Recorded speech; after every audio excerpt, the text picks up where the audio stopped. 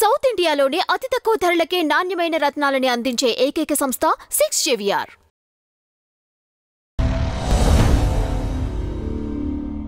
World wide మీరు release చేసిన సినిమాలు ఏమున్నాయండి మొత్తం? అంటే ఓన్లీ యుఎస్ అబ్రాడ్లో మాత్రమే మీరు తీసుకున్న ప్రాజెక్ట్స్? అబ్రాడ్లో రిలీజ్ చేసిన సినిమాలు ఏమండి. ఇక్కడ థియేట్రికల్ వరల్డ్ వైడ్ అంటే ఏంటంటే కాపీ లాంటిది. సినిమా రెడీగానే మనం తీసుకొచ్చి మన సబ్ డిస్ట్రిబ్యూటర్స్కి ఇవ్వడం జరుగుతుంది. ఏదండి మళ్ళీ సబ్ డిస్ట్రిబ్యూటర్? అది మళ్ళీ వేరా? అంటే మీ కింద మళ్ళీ ఇంకో డిస్ట్రిబ్యూటర్కి అక్కడ ఇవ్వడం జరుగుతుంది. సో ఆ డిస్ట్రిబ్యూటర్ మాకు రిపోర్ట్ చేస్తాడు, మేము ప్రొడ్యూసర్కి రిపోర్ట్ చేస్తాం. కొన్ని ఏరియాల వైజ్గా చూసుకున్నప్పుడు కలెక్షన్స్ రాంగ్ ఇన్ఫర్మేషన్ వస్తూ ఉంటాయి, కరెక్ట్గా వాళ్ళు చేయరు. ప్రొడ్యూసర్లు కూడా చాలా సందర్భాల్లో ఇప్పుడు అంటే నేను ప్రొడక్షన్ వాటికి సంబంధించి నేను పేర్లు ప్రస్తావించను కానివ్వండి, కానీ నేను అక్కడ డిస్ట్రిబ్యూషన్లు ఇవ్వటం వల్ల నాకు మొత్తం అన్నీ చూపించి లాభాలు వచ్చినా కానీ జీరో చూపించారు నాకు అని చెప్పిన ప్రొడ్యూసర్స్ కూడా ఉన్నారు. సరే ఒకటి అడుగుతాను, ఎందుకు చూపిస్తారండి రాంగ్? ఒకటి నిమిషం అని అంటే ఇప్పుడు లైన్ ఇన్స్పెక్టర్ అంటారు, థియేటర్కి పోయి వేసి మీరు చెక్ చేసుకోవచ్చు. అదే ఒక డిస్ట్రిబ్యూటర్ కాదు, ప్రొడ్యూసర్ కూడా పోయి చెక్ చేసుకోవచ్చు. అంటే వాళ్ళే రాంగ్ ఇన్ఫర్మేషన్ ఇస్తారు వీళ్ళకి సంబంధించి. ఒక నిమిషం అండి, మార్నింగ్ షో పడుతుంది. ఓకే, మార్నింగ్ షో పోగానే మన కలెక్షన్ రిప్రజెంటేటివ్ కలెక్షన్ పంపిస్తాడు ప్రొడ్యూసర్కి. తనకు ఏదైనా డిఫరెన్స్ అనిపిస్తుంది అనుకోండి, నెక్స్ట్ పోయి కలెక్షన్ చెక్ చేసుకోవచ్చు కదా. ఓకే, పోయి చెక్ చేసుకోవచ్చు కదా, క్రాస్ చెక్ చేసుకోవచ్చు. ర్యాండమ్గా you can go to any theatre and check the collection, ఏమైనా డిఫరెన్సెస్ ఉన్నాయని. రాంగ్ కరెక్ట్ అనేది ఏముండదండి. అంటే ఇది ఏంటంటే ఒకవేళ సినిమా ఆడకపోతే డిస్ట్రిబ్యూటర్ మీద నూకేయడము, అసలు సినిమా ఎన్ని కోట్లు చేసింది ఇగలేదు అనేసి. నాకు తెలిసి అయితే ఈ ఎవ్రీ షో మానిటర్ చేస్తారండి. ఇప్పుడు మార్నింగ్ షో ఎంత ఉంది, మ్యాట్నీ ఎంత ఉంది, ఫస్ట్ షో ఎంత ఉంది, ఈచ్ అండ్ ఎవ్రీ షోకి కలెక్షన్ రిపోర్ట్ ప్రొడ్యూసర్కి పోతుంది. సో మ్యానిపులేట్ ఎక్కడవుతుందండి? ఒకవేళ అంటే అందరూ వీళ్ళోళ్ళే ఉంటారు కదా, నేను ఎవరు ఉండరండి అట్లా. ఇప్పుడు మ్యాట్నీ షోకి కలెక్షన్ చెప్తానండి. ఇప్పుడు అతను నేను ఫోన్ చేసి 5 minutesకి వెళ్ళొచ్చు థియేటర్కి. ఓకే, థియేటర్లో కలెక్షన్ తప్పు చెప్పాలనుకోండి, థియేటర్ ఓనర్ కలిసి ఉండాలి, దాన్ని లీజ్కి నడిపించే తను కలిసి ఉండాలి, డిస్ట్రిబ్యూటర్ కలిసి ఉండాలి. ఇప్పుడు ఎవరైతే రిప్రజెంటేటివ్స్ హైర్ చేస్తారో వాళ్ళు కలిసి ఉండాలి, థియేటర్ సూపర్వైజర్ కలిసి ఉండాలి. ఇంతమందిని ఒక థియేటర్కి మేనేజ్ చేసి కలెక్షన్ తప్పు చెప్తాం కదా, ఉండదండి అది. ఉండదు. ఓకే, ఉండదు. అంటే కొన్ని థియేటర్స్ ఏంటంటే ఆల్రెడీ వాళ్ళ హ్యాండ్ ఓవర్లో ఉన్నాయి కూడా ఉంటాయి కదా, అట్లా అంటే ఇవి వచ్చాయి రూమర్స్, ఎందుకో తెలియదు అవి దానికి సంబంధించి. అంటే కొంతమంది మీద మరి ఆ నెపం. సరే ఇప్పుడు మీరు ఒక సినిమా తీసిర్రు అనుకోండి, you have all the rights. ఈ సినిమా ఇక్కడ రన్ అవుతుందో మీరు థియేటర్కి వెళ్ళేసి చెక్ చేసుకునే అంత రైట్స్ ఉంటాయి మీకు. రైట్, ఎవరు ఆపుతారండి ఒకవేళ తప్పు ఉంటే? ఇంకా అసోసియేషన్స్, ఛాంబర్స్ అవన్నీ ఉన్నాయి కదండి మన దగ్గర. ఇఫ్ ఒక థియేటర్లో కలెక్షన్ గట్రా తప్పు చెప్తే అక్కడ హ్యూజ్ పెనాల్టీస్ ఉన్నాయి అనమాట. ఇప్పుడు థియేటర్లో కౌంట్ చేస్తే ఒక 1000 members ఉండేది, 1000 members కాకుండా 5 members ఎక్కువ ఉన్నారనుకోండి, ఆ కంప్లైంట్ గిట్ట ప్రొడ్యూసర్ పెడితే 1:100 ఫైన్ ఉంది. ఆ తప్పెందుకు చేస్తాడు?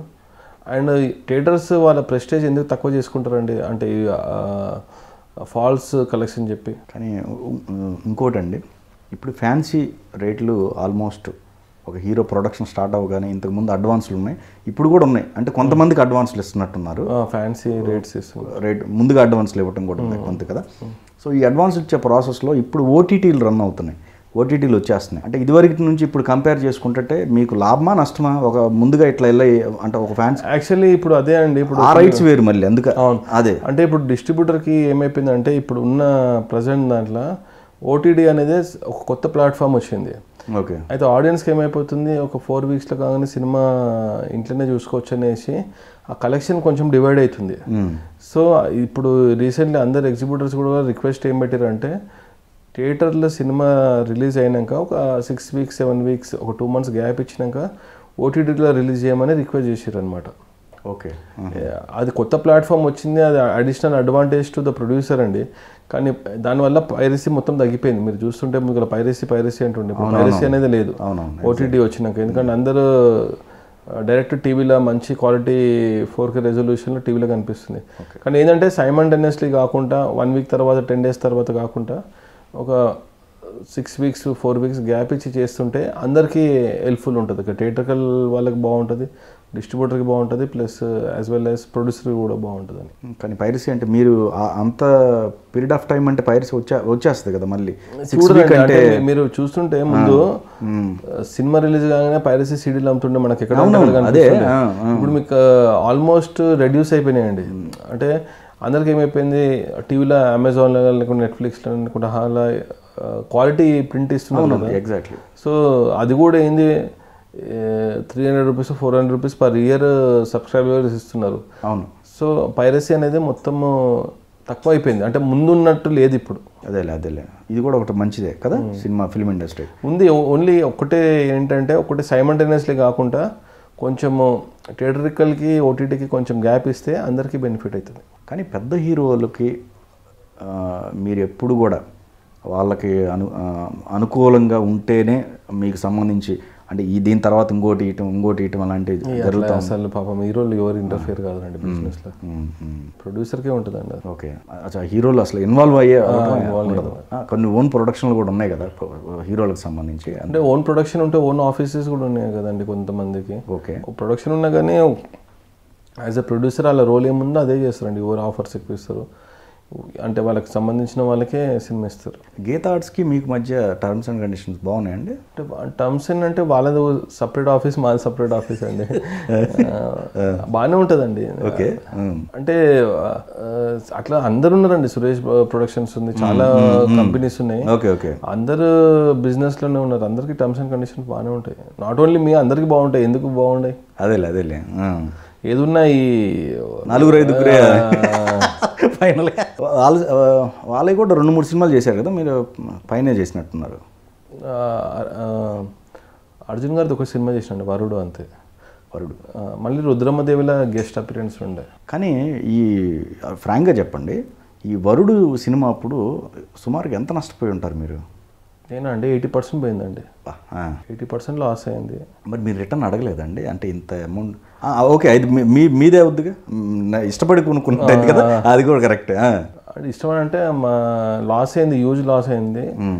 అప్పుడు ఏం చేస్తామండి కదా, మన రాంగ్ జడ్జిమెంట్ అనుకుంటాం అంతే. రైట్. కానీ కొంత ప్రొడ్యూసర్లు ఉన్నారండి, ఒకవేళ సినిమా లాస్ అయినా కానీ పిలిచి నీకు అప్పుడు ఇబ్బంది అయింది కదా, ఈ సినిమా తీసుకో, రికవరీ చేసుకొని ఆ ప్రొడ్యూసర్లు కూడా ఉన్నారు.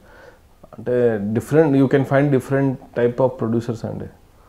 ఒకరు అంటారు ఎందుకు కొన్నావు తెలియదు అప్పుడు అంటారు, ఇంకోరు అంటారు అరే నా వల్ల నీకు ఇంత లాస్ వచ్చింది కదా, నా నెక్స్ట్ సినిమా మీరు తీసుకోండి, అది కవర్ చేసుకోండి అంటారు.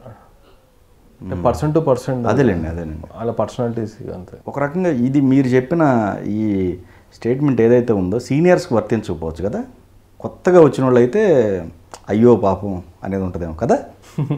లేదండి, సీనియర్స్లో కొంతమంది ఉన్నారు, ఎందుకు లాస్ మన వల్ల లాస్ అయిందంటే, అంటే ఇప్పుడు ట్రావెల్ అయిందండి, ఒకవేళ మీరు నా ప్రొడక్షన్ వల్ల మీరు ఒక సినిమా తీసుకున్నాండి, డబ్బులు సంపాదించారు, నేను హ్యాపీ ఫీల్ అవుతుంది కదా, నా వల్ల డబ్బులు సంపాదించారు అది. ఎగ్జాక్ట్లీ. నెక్స్ట్ సినిమా పోయింది అనుకోండి, ఆబ్వియస్లీ నేను ఏం ఫీల్ అవుతారే పాపం నా వల్ల పోయింది, నేను ఇంకా థర్డ్ సినిమా నేను ఏమైనా చేయాలనుకుంటా.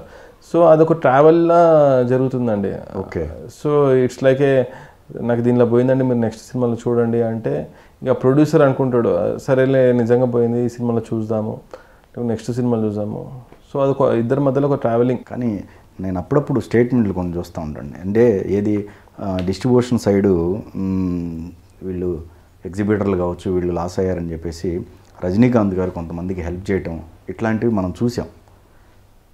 తర్వాత ఇక్కడ ఉన్న హీరోల్లో ఎవరు ముందుకు వచ్చి అలాంటివి చేశారండి ఇక్కడున్న టాలీవుడ్లో?